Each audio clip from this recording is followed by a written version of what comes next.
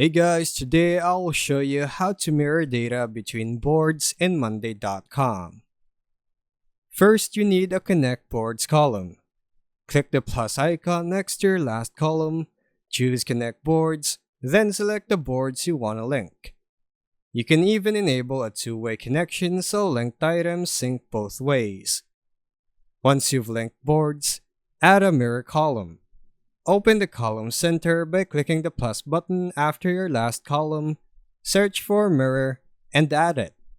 Then connect that mirror column to the Connect Boards column you just created. Next, pick which fields you want to mirror. Click the Mirror Columns three-dot menu, then Settings, then Customize Mirror Column. And choose the column or columns like Status, Due Date, or Owner from the linked boards to show. If you link to multiple boards, the roll-up feature neatly aggregates mirrored data from those linked items for a clear, streamlined view. Any changes made in the source board, which contains the original data, will automatically update in the mirror column on your board, giving you a live, synced view. Note that you can't directly edit mirrored values in the mirror column. Changes must be made in the original item.